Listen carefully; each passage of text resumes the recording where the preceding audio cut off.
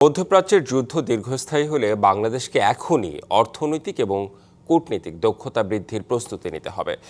বিশেষ কোনো দেশের পক্ষ না নিয়ে যুদ্ধের বিরোধিতা এবং জনজীবনে সংযম আনা ছাড়া এই যুদ্ধের প্রভাব মোকাবেলা সম্ভব নয় বলে মনে করেন আন্তর্জাতিক সম্পর্ক বিশ্লেষকরা।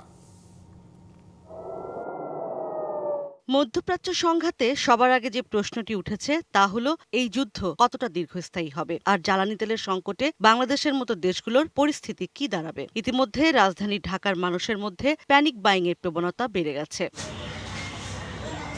আন্তর্জাতিক সম্পর্ক বিশ্লেষকরা মনে করেন যুদ্ধ যদি দীর্ঘমেয়াদী হয় তাহলে বাংলাদেশকে অর্থনৈতিক ম্যাপিং করতে হবে। যুদ্ধ পরবর্তী সময়ে মধ্যপ্রাচ্যে দক্ষ শ্রমিক পাঠানোও পরিকল্পনায় রাখতে হবে। সবসময় ওয়ার্স সিনারিও নিয়ে কাজ করতে হয়, কিন্তু যে আমার 1 বছর যদি এই যুদ্ধটা চলে আমার কি হতে পারে, আমার কি অল্টারনেটিভ আছে, কোত্থেকে তেল আসতে পারে। মিডল ইস্টের একাধিক দেশ কিন্তু প্রচণ্ডভাবে তাদের ক্ষয়ক্ষতি হয়েছে। এখন এগুলোর রিকনস্ট্রাকশন তো করতে হবে। বাংলাদেশের লেবার তখন দরকার হবেই।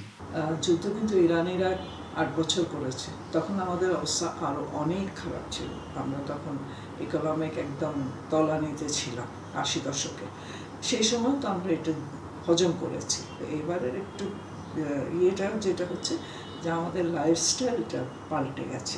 এবার নগদে পাচ্ছেন হেলিকপ্টার অফার, তাই কেনাকাটার পেমেন্ট নগদে করুন আর বুঝে নিন 2000 টাকারও বেশি ক্যাশব্যাক সহ হেলিকপ্টার রাইড। পেমেন্ট শুরু করুন আজই। সেই লাইফস্টাইলকে লাগাম টেনে ধরতে হবে। কূটনীতিতে কিছুটা অবসকিউরিটি বা অস্পষ্টতা রেখে যুদ্ধবিরোধী অবস্থান নেয়ার কথা বলেন তারা। এমন কোনো কথা বলা উচিত হবে না যেটা এদিক বা ওদিক চলে গেল, কারণ প্রয়োজনও নেই। এবং এক ধরনের কি বলা হয়, যদি অস্বচ্ছতা থাকে তাতে কোনো অসুবিধা নেই। মাঝে মাঝে কূটনীতির মধ্যে অস্বচ্ছতাও তো কিন্তু একটা পাওয়ারফুল মেসেজ দিয়ে যায়। মানবিক দিক থেকে কিন্তু আমাদেরকে একটা পক্ষ নিতে হবে, সেটা হলো যুদ্ধবিরোধী।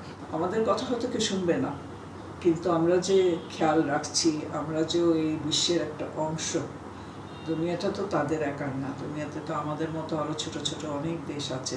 সবাইকে একত্রিতভাবে প্রতিবাদ করতে হবে। তবে যে কোনো মানবতা বিরোধী ঘটনার বিরুদ্ধে বাংলাদেশের শক্ত অবস্থান নেয়ার কথাও বলেন তারা।